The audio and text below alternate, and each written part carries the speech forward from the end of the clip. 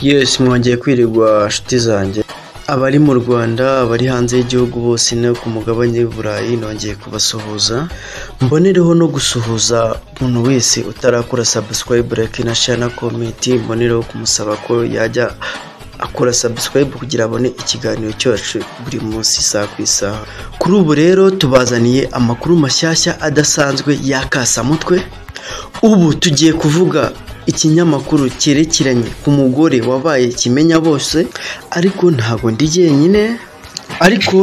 jyenyine, na mugenzi wanjye muri studio Fred Kipo. Fred Kipo, ndakwakiriye ngo ikaze kuri kamera za Saki TV. Natwe turabyishimiye kabisa kuba tugeze hano muri izi studio, ndabona hameze neza. Mwari mukomeye rero, impamvu nagutumye kugira ngo uze muri studio ari nkuru y'akasamutwe nshaka kukubaza. Ndabyumva amakuru yo ndabona ari menshi tubafitiye abanyarwanda, ahubwo hatagira kururaho na gakeya baretse tumanze tubahereze amakuru agezweho, cyane ko tuba tugomba kubahereza nyine ya makuru aba yagizwe ibanga, ya makuru tuba twakuye mu bwiru, cyane ko uyu muntu tugiye kuvugaho ni umuntu udasanzwe kabisa, kubera ko yabaye icyamamare mu buryo bugiye butandukanye, dore cyane ko afite ibitangazamakuru byinshi ndetse binakomeye hano mu gihugu cy'u Rwanda. Ndumva rero ubungubu twababwira ko kugeza ubungubu tugiye kubabwira ku mugore witwa Scovia. Ese Scovia ni muntu ki? Ese ni umumama warubatse afite umugabo? Ese yabaye umugore ryari? Ko cyane hari amakuru yakomeje kugenda agaruka avuga ko uyu mugore yaba yarabaye mu ngabo za leta y'u Burundi, ndetse ko yanabaye umusirikari w'u Rwanda. Ayo makuru rero niyo nje kuba nasesengura hano muri studio za Rusake TV. Abakunzi bacu rero bamenyereye ko ducishaho ibiganiro biri live, bahumure turaza kunyurizaho amavideo ndetse tugiye kubahereza n'andi mafoto y'uyu mugore nk'uko mwakomeje kugenda mubibona ku mafoto. Uyu mugore yabayeho umusirikari. Ndumva aya makuru ari ngombwa kugira ngo tuyabagezeho, kubera ko uyu mugore navuga ko ari icyamamare mu buryo bugiye butandukanye. Fred rero twakwakiriye kandi tukabaha ikaze. Fred rero ndabona umeze neza, ufite fusheri, urasa neza, ariko Fred hari ikintu nshaka kukwibariza. Nta kibazo. Fred, hari amakuru amaze iminsi acicikanya impande n'impande bavuga ko Scovia yaba yaratandukanye n'umugabo wiwe. Aho nk'umusesenguzi wasobanura iki abantu bakurikiranye kuri Saki TV? Mu minsi ishize nibwo ayo makuru yagiye acicikana, gusa si mu Rwanda hose, ariko hari ibitangazamakuru bimwe byayatangaje ndetse n'abanyamakuru bamwe bigeze kubikomozaho. Ndibuka hari radiyo bigeze kuba yabitangaza, hari umunyamakuru uri kubivugaho, ari kubiteraho joke.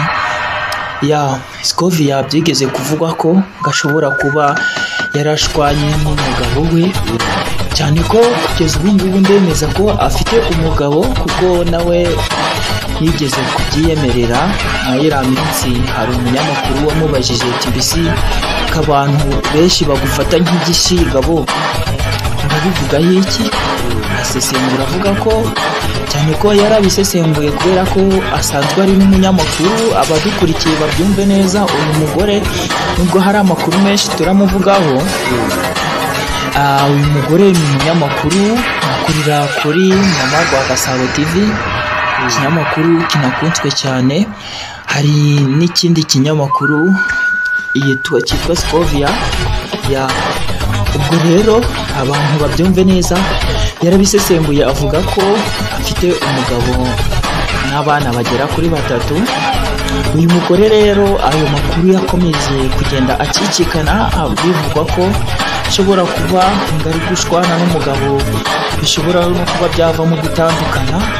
Gusa kugeza kuri ubu ngubu amakuru ntahagararaho, kubera ko nawe ubwe nta platform ye n'imwe yabitangazaho cyangwa se ngo abe yavuga ku mugabo we nabi, dore ko ibye kenshi ibyiwe mu rugo biba ari pirive, cyane ko abadukurikiye benshi harimo bamwe bari bazi ko Scovia yaba ari umukobwa, ariko kugeza ubu ngubu bamenye ko ari umugore. Yavuze ko rero we nta kibazo rwose, afite umugabo n'abana 3. Ayo makuru rero kuba yavugwa ko yaba yaratandukanye n'umugabo, nyine nabo bari gushaka views, nabo bari gushaka hit nyine. Ndumva Scovia ntabwo yigeze atandukana n'umugabo, umumama rwose, nubwo tuvuga amakuru menshi ariko ntabwo yigeze atandukana n'umugabo.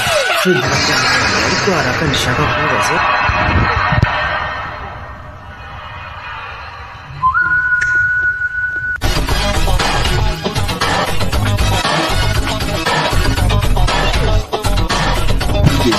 Mu minsi iri imbere, gusa ibyo byose nabitindaho kubera ko uyu mugore ni ikimenya bose, ni umunyamakuru ushirutse n'ubwoba cyane. Dukunze kubona interview ze yagiye araganiriza abaturage, akajya mu giturage cyangwa se akegera ahandi hantu hagiye hatandukanye n'abantu bakomeye mu nzego za leta z'umutekano, ukabona ari kubakoresha ama-interview yagiye atandukanye.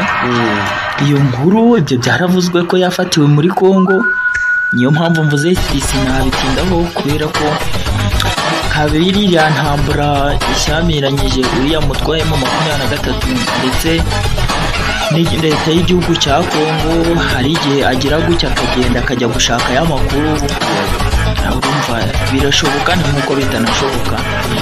Uyu mugore rero birashoboka ariko ni nkuko bitanashoboka cyane ko ajyayo, ariko ntiwabishinga hagati ngo uvuge ngo yafatiwe muri Congo, kubera ko ntabwo yabyiyemerera ngo avuga ati ngo hari umuntu ngo wamfatiye muri Congo, cyangwa se ngo muri Congo baramfashe gutya na guca. Nyine abafana urabizi nawe baba nyine bashaka kubaza ibintu byinshi, cyangwa se abantu baba badukurikiye, ariko ni byiza kubibaza kuko niho nyine nicyo gituma nyine tubashakira amakuru tukayabahereza. Ariko uyu mugore kugeza kuri ubu ngubu ibyo ngibyo twavuga ngo sibyo, kiretse we aje akabyiyemerera akavuga ati nafatiwe muri Congo. Umunyamakuru icyangombwa kibimwemerera kujya rero gutara amakuru, sinzi icyo umuntu yashingiraho avuga ati yarafashwe. Kandi niyo haba haragize umubona yarafashwe yaba yarabigaragaje. Ubu rero ubu ngubu uyu mugore icyo navuga cyo, kuko hari amakuru avuga ko ashobora kuba yarabaye umusirikari w'igihugu cy'u Burundi. Abadukurikiye muri kubireba neza haruguru kuri ayo mafoto, uwo mugore Scovia Umutesi uboniwe rwose muri kumureba akiri mutoya. Aho ngaho rero uri kubona yambaye igihugu cy'u Burundi.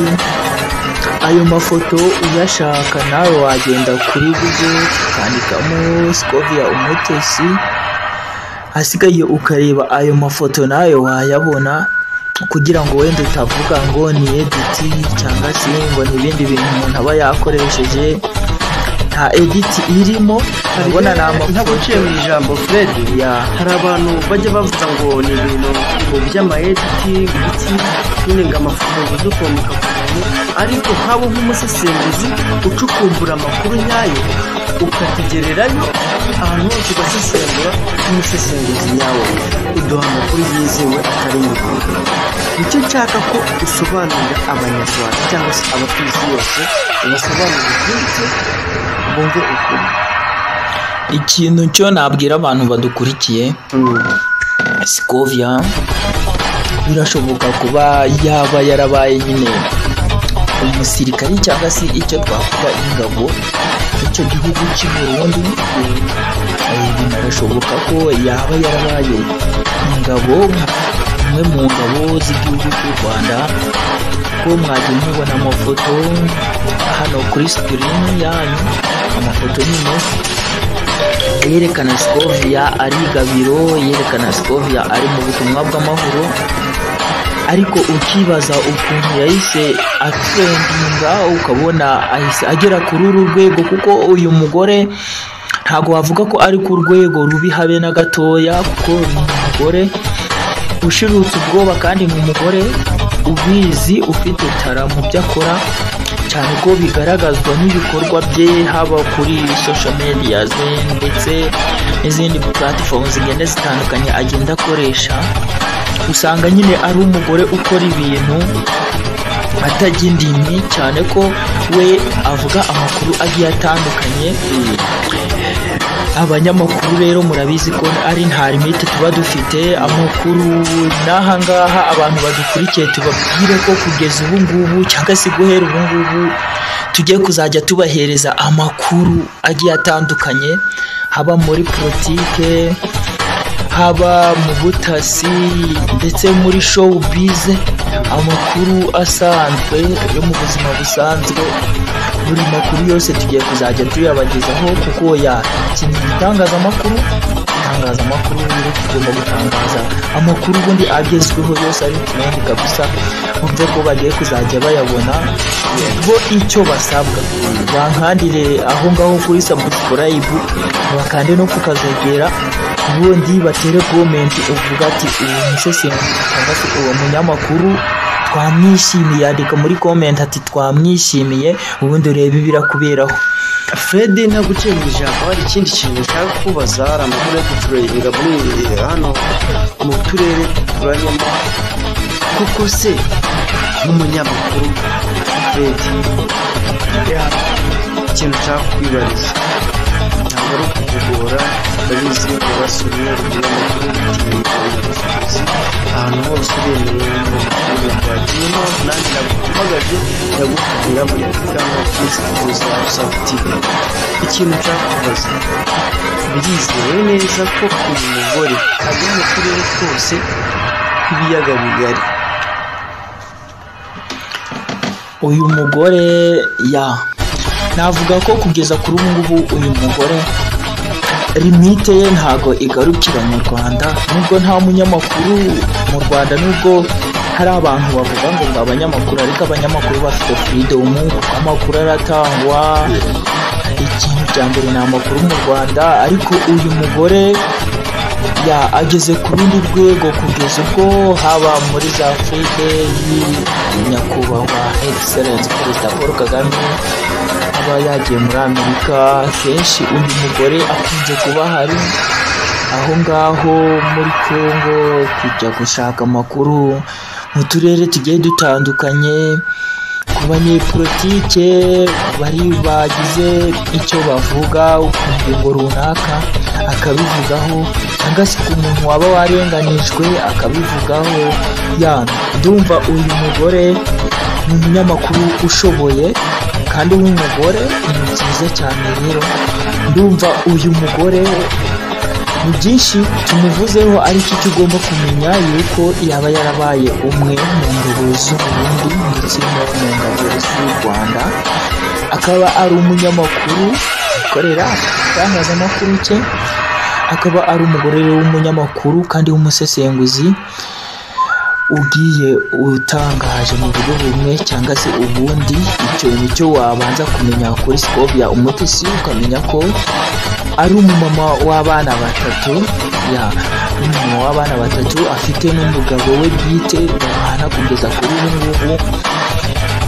Ugomba gusobanukirwa ko atakiri umukobwa. Ndumva icyo ngicyo aricyo abadukurikiye bakagombye kuba bamenya muri aka kanya. Ikintu njya kubaza kandi bagutumira hano kugira ngo usobanure cyangwa se abandi batuye isi yabashe gusobanukirwa. Ikintu nshaka kubazaho cyane cyane, hari ikintu waba uziho ko yavuye mu gisirikare cy'u Burundi akaza mu cy'u Rwanda? Ayo makuru niko ari, ababifata gutyo babifate gutyo, n'abatabifata gutyo bareke kubifata gutyo, ariko nababwiye ati ushaka gusobanukirwa birushijeho agende kuri Google yandikemo Umutesi Scovia, araza kwibonera amafoto y'Umutesi Scovia, yaba ari mu gisirikare gisirikare cy'u Rwanda yaba ari mu gisirikare cy'Uburundi. Gusa tuzongera tumugarukeho nuko ndi kubona iminota iri kuduforana umuheto kabisa, ariko tuzongera tumugarukeho tuje kubahereza noneho andi makuru y'uburyo ki papa we ashobora kuba yaritabye Imana. Ko nako ni akantu ugomba kumenya mu minsi ishize ubwo yari ari hanze ariko uyu mugore kabisa tuzongera tumugarukeho nimubishaka. Wowe mwebwe mutere comment gusa mukande na subscribe, share na like, asigaye tubwira ati tuzamugarukeho ubundi n'andi makuru yose tujye tubasha kuyabagezaho gatanu kandi bikora ubu ngubu kugira ngo buri gihe cyose dusohoye inkuru ibasha kukugeraho gatanu kuri gatanu, ikugereho mu ba mbere, nawe ubu wa mbere mu bagezweho bamenyera amakuru ku gihe, cyane ko tugiye kuzajya tubagezaho amakuru agezweho yayandi aba yagizwe ibanga, yandi tuba twabakuriye mu bwiru utapfa gusanga ku bindi binyamakuru, cyane ko twebwe tuba dufite gihamya cyangwa se ahantu ho twakuye amakuru atari nk'abanyamakuru baza bakababeshya ibyo bapfuye kwibonera. Yes,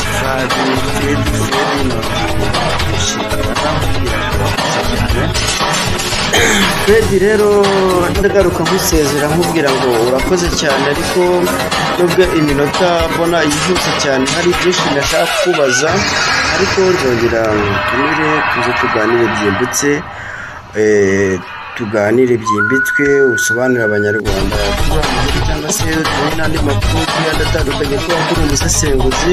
Ese ikindi nkubaza Fred, mutumira uzongera tuganire? Ndahari babinyereke abakunzi bacu ba Rusake.